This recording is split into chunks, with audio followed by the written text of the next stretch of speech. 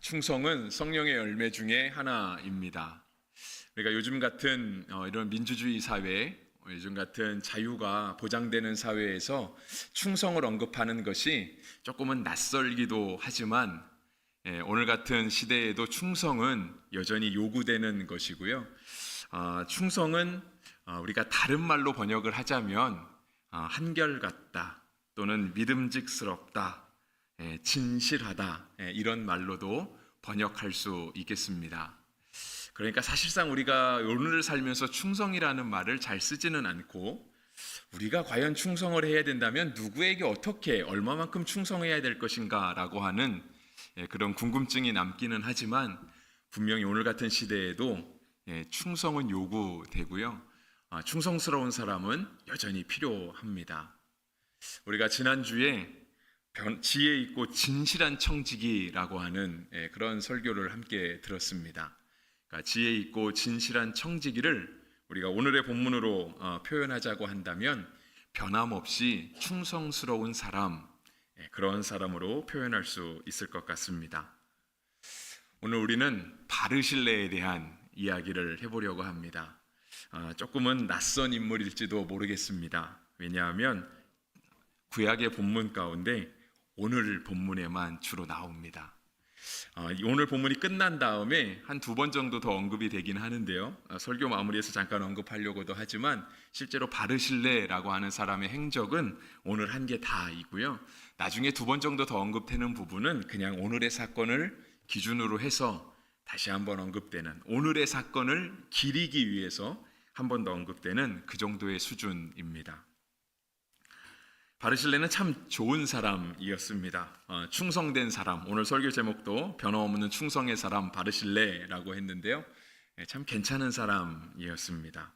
그래서 설교의 결론을 미리 말씀드리려고 한다면 그냥 우리 모두가 다 바르실레와 같이 변함없이 하나님께 충성스러운 사람, 그런 사람이 되기를 주님으로 축복하는 것, 그렇게 다짐하는 것, 그것이 설교의 결론이 되겠습니다. 바르실레라고 하는 사람은요, 오늘 본문에 등장할 때 벌써 나이가 80세였습니다. 32절에 보시면은요, 바르실레는 매우 늙어 나이가 80세라 했습니다. 구약 시대로 생각해 본다면 굉장히 장수한 사람이라고 할 수 있겠죠. 요즘 시대에도 80까지 사시지 못하시는 분들도 있으니까 80까지 아주 건장하게 살았다라고 하는 면에서도 바르실레는 참 굉장한 사람이었던 것 같습니다. 근데 그를 묘사하는 말이 32절에 또 나오죠. 어쩌면 이 말이 우리 가운데 80세라는 나이보다, 건강했다는 나이보다 더 좋은 말일지도 모르겠습니다. 그는 큰 부자였다라고 성경이 표현하고 있습니다. 80이 될 때까지 그는 건강하고 많은 재물을 가지고 있는 사람이었습니다. 이런 바르실레가 다윗을 총 2번 도왔습니다. 하나 본문은 이제 오늘이고요.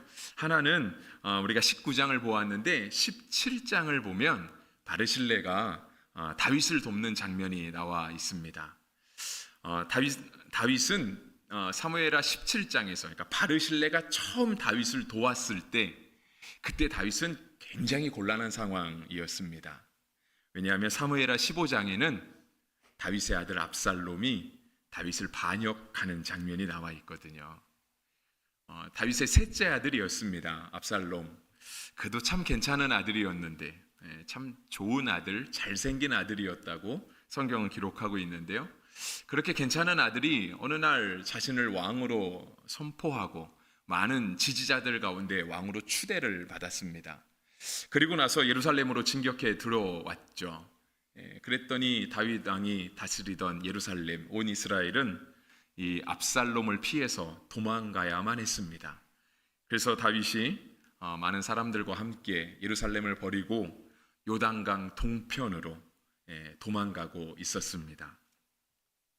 요단강 동편을 건너가려고 하는 바로 그때 다윗은 아주 하루 종일 걸어서 도망쳐 나왔거든요. 자신의 아들을 피해서.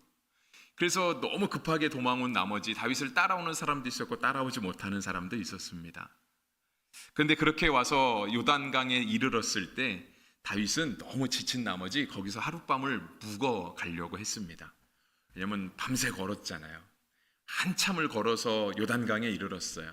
그러니까 다윗의 생각에 아마 압살롬이 여기까지는 이렇게 빨리는 못 쫓아올 것이다 생각했던 것 같아요. 그래서 거기서 하룻밤을 묵으려고 하는데 다윗의 책사 같은 사람, 예루살렘 섬에 남아있던 다윗의 책사 후세가 급히 사람을 보냅니다.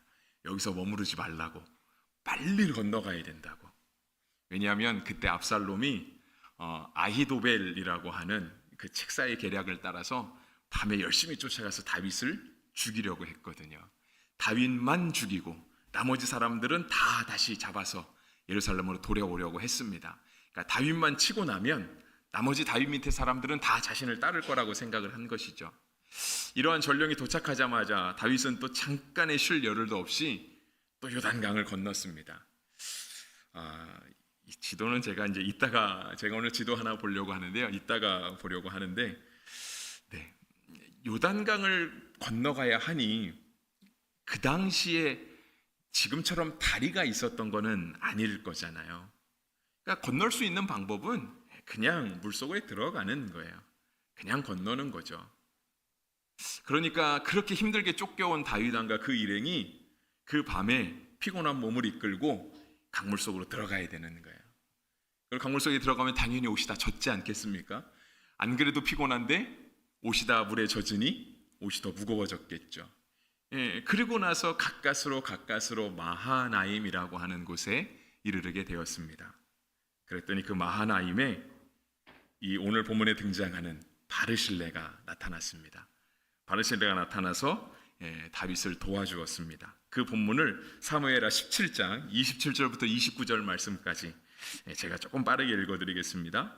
다윗이 마하나임에 이르렀을 때에 암몬 족속에게 속한 라밧 사람 나하스의 아들 소비와 로데발 사람 암미엘의 아들 마길과 로글림 길르앗 사람 바르실레가 침상과 대야와 질그릇과 밀과 보리와 밀가루와 볶은 곡식과 콩과 팥과 볶은 녹두와 꿀과 버터와 양과 치즈를 가져다가 다윗과 그와 함께한 백성에게 먹게 하였으니 이는 그들 생각에 백성이 들에서 시장하고 곤하고 목마르겠다 함이더라 했습니다.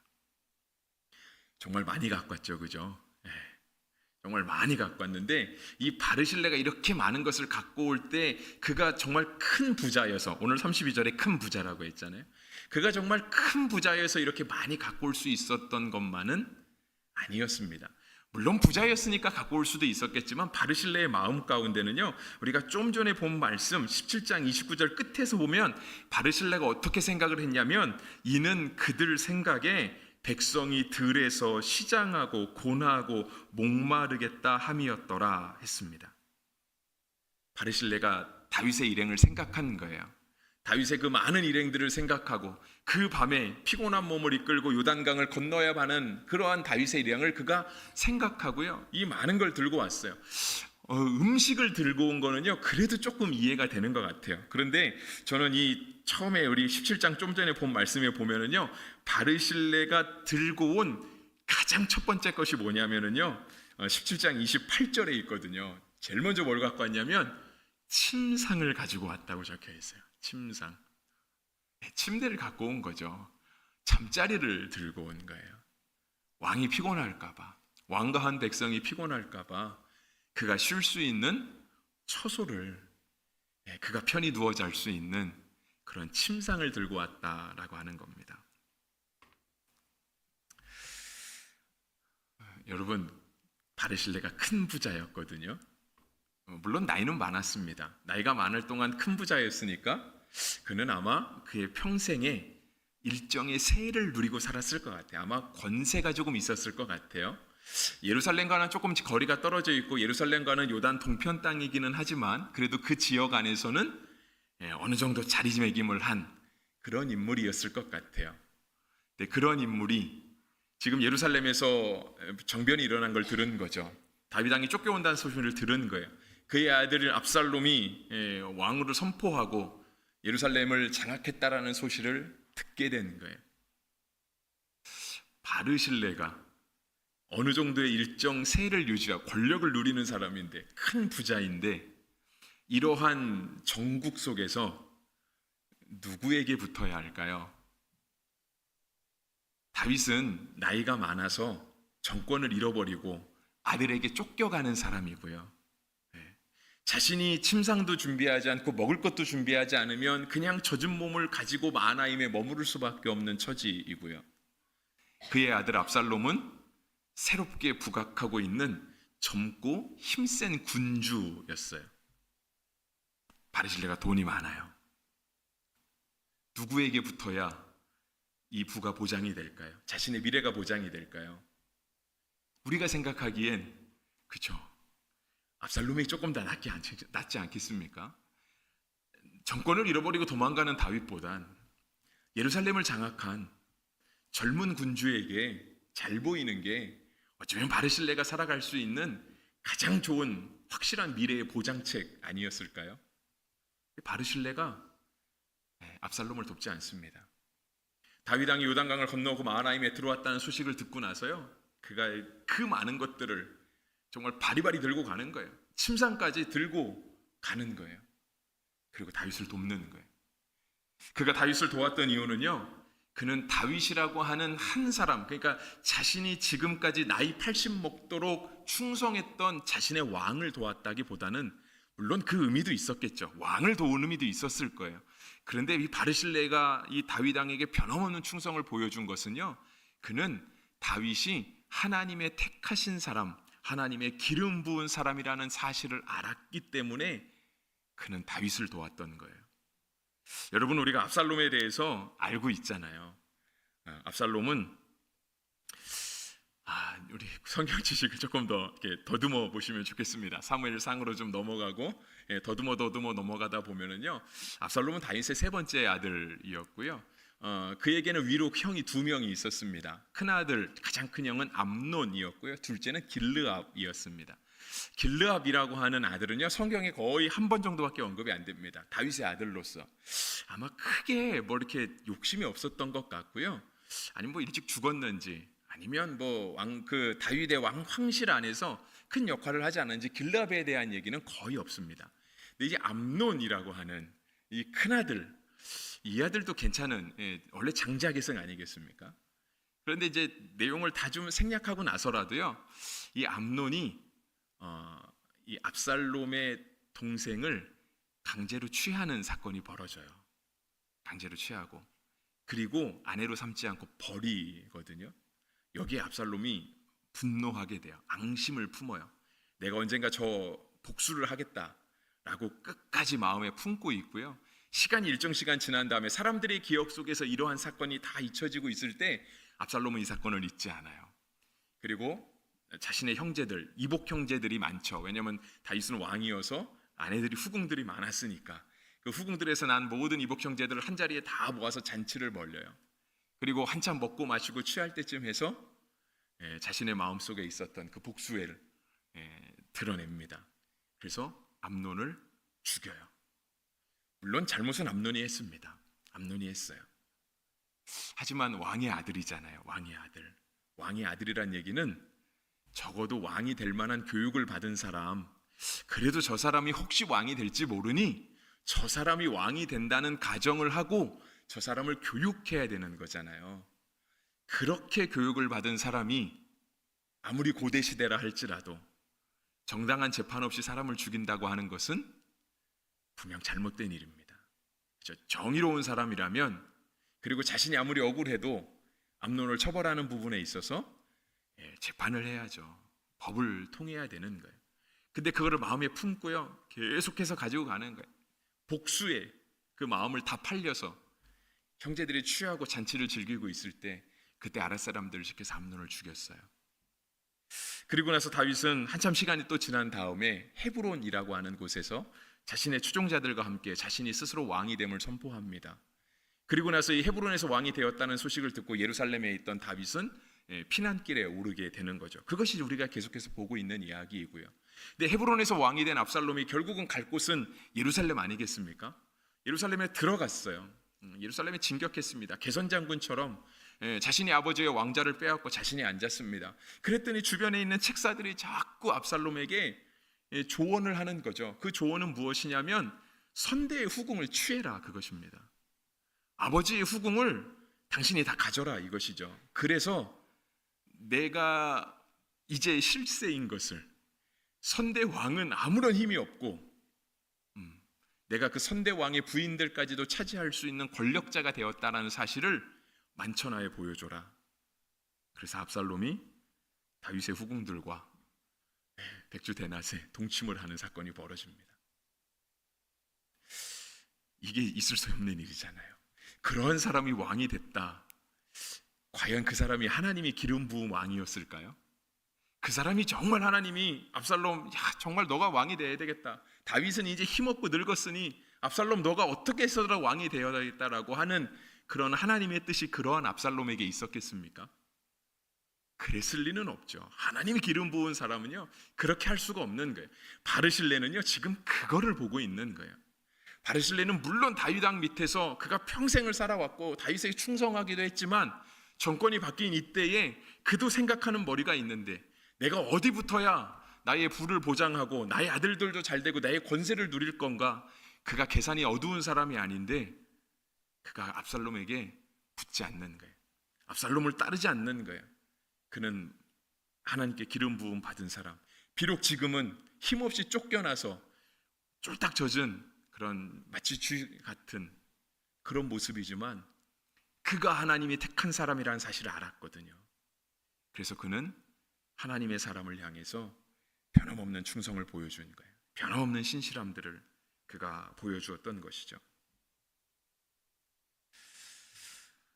바르실레가 이 다윗을 도울 때요 그의 마음은 아까 우리 17장 29절에서 보았는데요 이는 그의 생각에 그가 몹시 피곤하고 곤하고 목마르겠다 함이더라 라고 하는 그런 생각을 하고 있었어요. 바르실레가.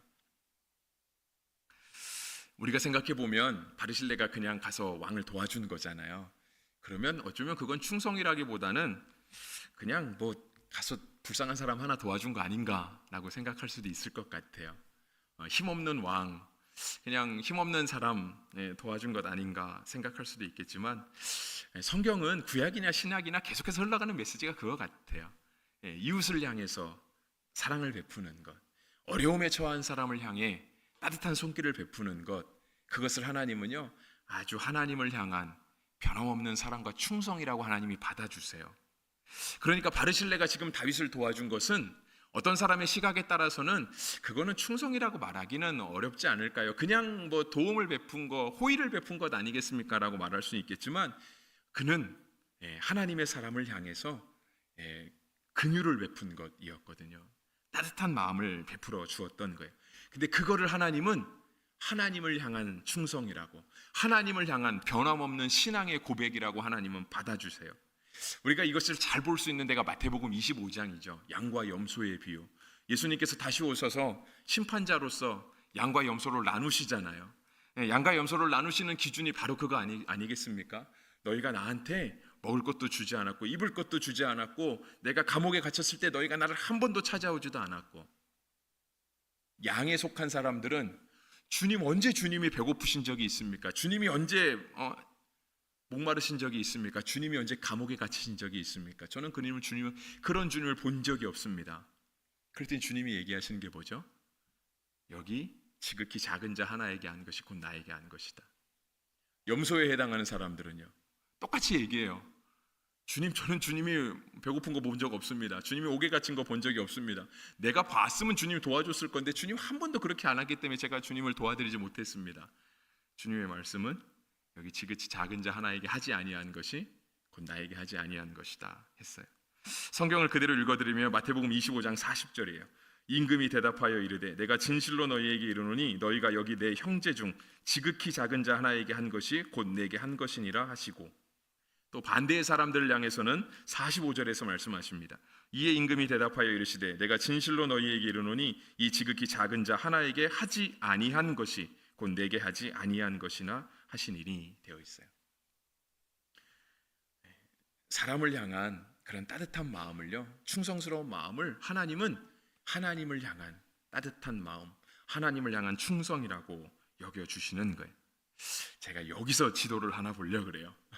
제가 예전에 이게 잘 보일지 모르겠습니다.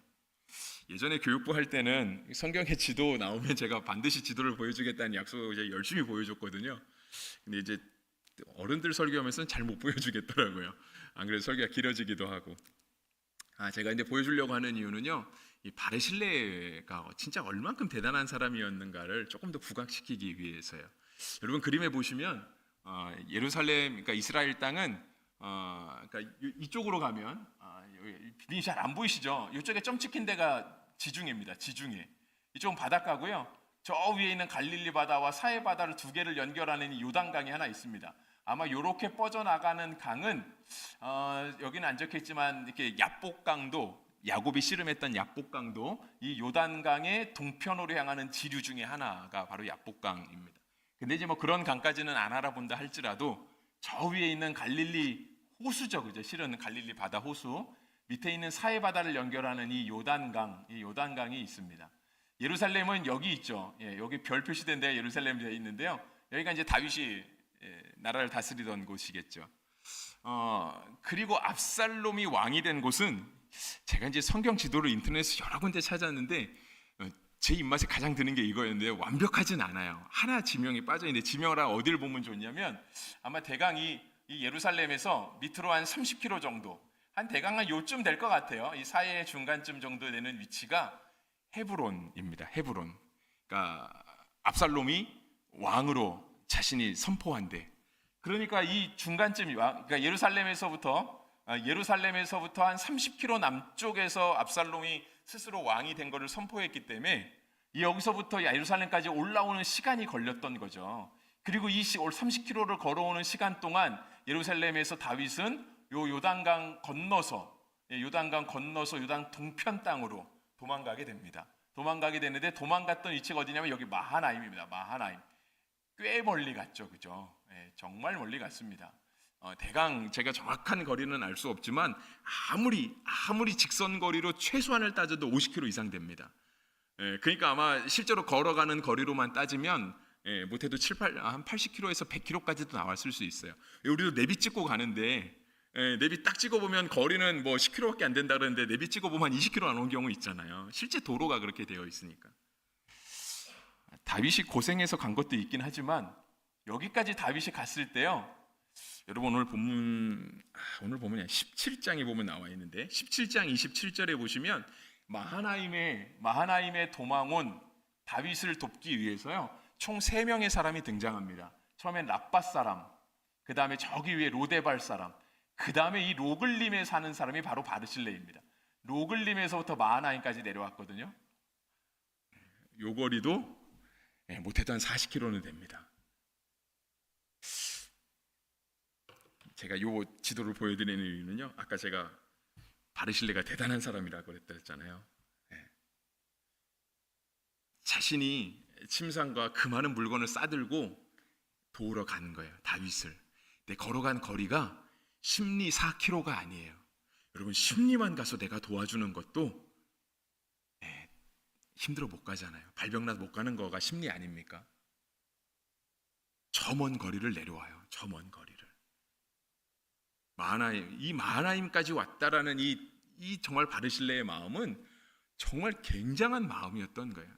다윗을 향한. 그리고 다윗이 하나님의 사람이야. 저 왕궁에 예루살렘에서 지금 막 정권을 잡은 저 압살롬이 하나님의 사람이 아니라 저 마하나임에 와 있는 저 다윗이 하나님의 사람이야 라고 하는 것을 그는 알고 있었던 거죠.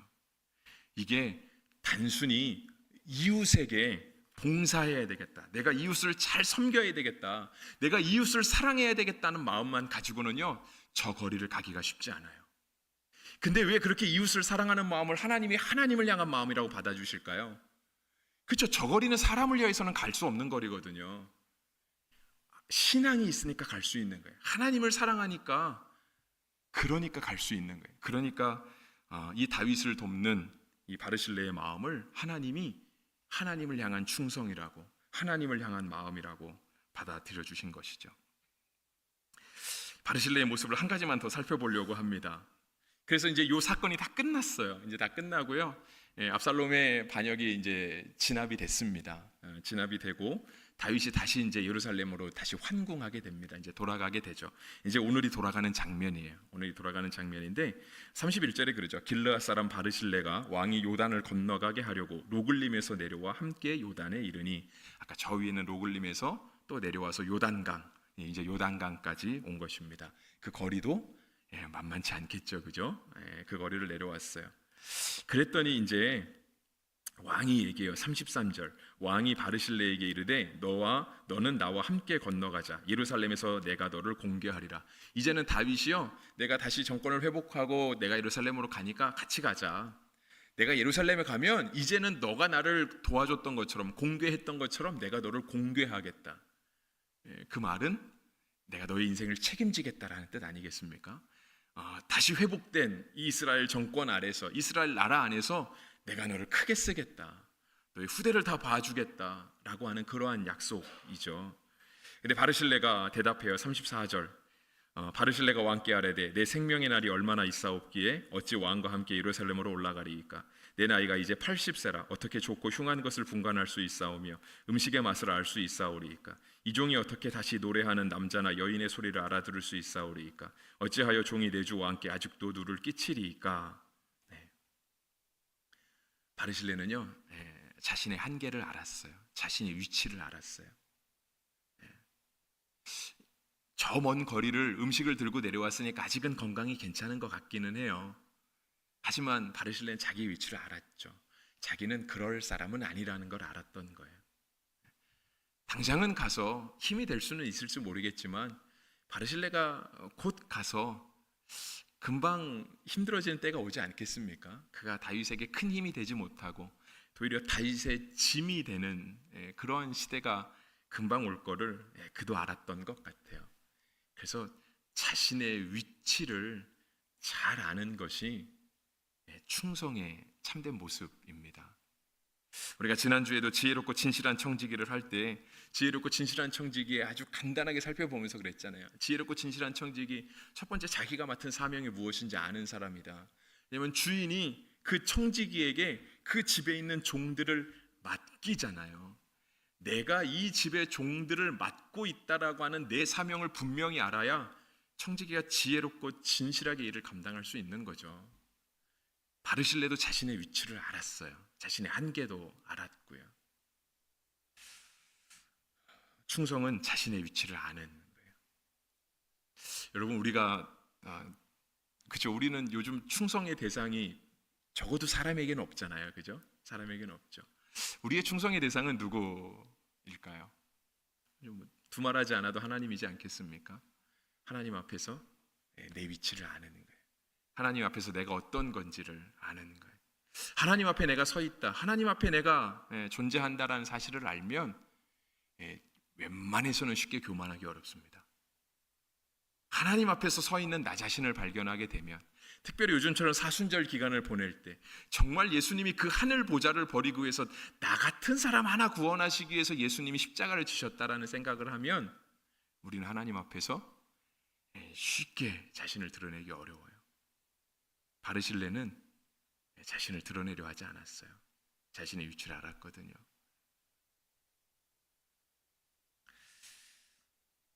대신 바르실레가 부탁한 게 하나 있어요. 자신은 못 가지만 어쩌면 바르실레의 큰 그림일지도 모르겠습니다. 그래서 바르실레는 뭐라고 얘기를 하냐면요, 37절에 나오거든요. 청하건대 당신의 종을 돌려보내옵소서. 내가 내 고향 부모의 묘 곁에서 죽으려 하나이다. 그러나 왕의 종 김함이 여기 있사온데 청하건대 내가 내 주 왕과 함께 건너가게 하시옵고 왕이 처분 대로 그에게 베푸소서 하니라 되어 있습니다. 김함, 우리 성경에 나오는 인물 중에 어쩌면 가장 익숙한 인물일 수 있어요. 마치 김시성을 가진 사람처럼 느껴져서 그런데요, 아마 바르실레의 아들이 아니었을까라고 생각을 합니다. 김함이라고 하는 인물인데요, 역시 성경에 그렇게 많이 나오지는 않습니다. 그런데 바르실레는 자신의 위치를 알았기 때문에 자신은 가지 않았고요, 김함이라고 하는 사람을 벌써 왕의 종으로 부르고 있어요. 왕의 종으로 데려가라고. 그래서 조금은 이상한 결론일지도 모르겠지만 오늘 충성의 사람 바르실레를 보잖아요. 여러분, 진짜 하나님 앞에 충성하는 건 다음 세대를 세우는 것 같아요. 물론 지금까지 바르실레의 충성된 모습 생각 갑자기 목사님이 다음 세대 제가 봐도 조금은 이렇게 변화가 빠른 것 같기는 하지만 바르실레는요 자신의 위치를 알고 자신이 갈 자리가 아닌 걸 알았어요. 그 대신 다음 사람을 세웠죠. 다음 사람.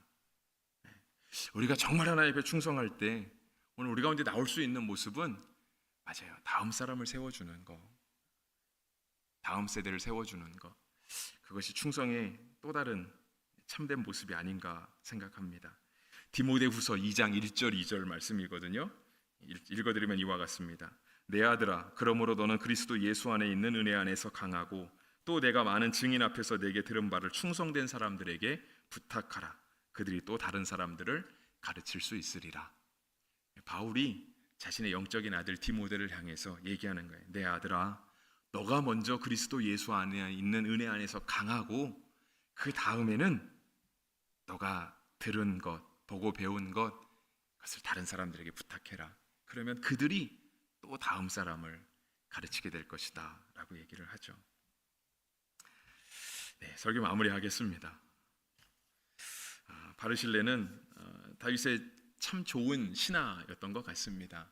다윗이 어려울 때 먼 거리까지 찾아와서 다윗을 도와주었던 사람, 그만큼 변함없는 충성스러운 신하를 얻기도 참 어려울 것입니다. 그런데 바르실레의 참된 충성은 그의 충성이 하나님을 향해 있었다라는 데 있어서 참 빛을 발합니다. 그는 하나님의 사람을 분별할 수 있었죠. 누가 과연 하나님의 부르심 받은 사람인가? 그는 그걸 분별할 수 있는 눈을 가지고 있었고요. 그렇기 때문에 그가 맺은 아름다운 충성의 열매는 다윗을 살리고 이스라엘 나라를 회복하는 그런 밑거름이 될 수 있었던 거예요. 설교를 시작하면서 충성은 성령의 열매 중에 하나라 그랬잖아요. 여러분의 삶 가운데 혹시 성령의 열매가 얼마큼 나타나고 계십니까? 우리가 하나님 앞에서 놓은 성령의 열매를 맺기 위해서는요, 바르실레가 하나님을 향하고 있었던 것처럼 우리도 하나님을 향하고 있어야 돼요. 우리가 하나님을 향하고 있으면 하나님께로부터 오는 그런 참 은혜로 말미암아 그 하나님으로부터 공급되는 그 놀라운 능력으로 말미암아 열매가 맺게 될 거예요. 근데 사람을 바라보면, 나 자신을 바라보고 그렇게 하면 성령의 열매는 맺혀지지 않습니다. 그리고 바르실레는 또 긍휼한 마음을 가지고 있었죠. 긍휼한 마음. 어려운 사람을 도와줄 수 있는 긍휼의 마음을 가지고 있었어요. 예수님이 가르쳐 주신 마태복음 5장 7절, 긍휼히 여기는 자는 복이 있나니 그들이 긍휼히 여김을 받을 것이며, 긍휼히 여겨주는 자가 긍휼히 여김을 받습니다. 나중에 다윗이 죽을 때요, 이제 열왕기상에 가면 다윗이 죽을 때 그의 아들 솔로몬에게 유언을 남겨요. 유언을 남기는데 그 남기는 유언 중에 하나가 2장 7절에 적혀 있어요.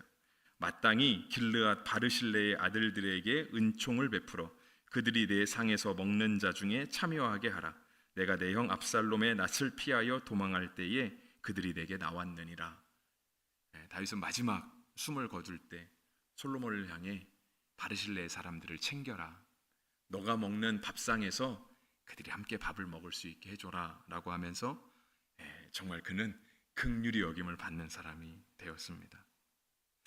또 하나는요, 하나님께서 이런 바르실레를 나중에 상 주시기 시작하시는데요, 그를 제사장 가문의 반열에 오를 정도로 하나님께서 그를 아주 거룩하고 존귀하게 사용하세요. 물론 바르실레는 길르앗 사람이었잖아요. 그러니까 아까 요단 동편 땅에 있는 길르앗 사람이었기 때문에 그는 혈통적으로 레위 지파는 아니었던 것 같아요.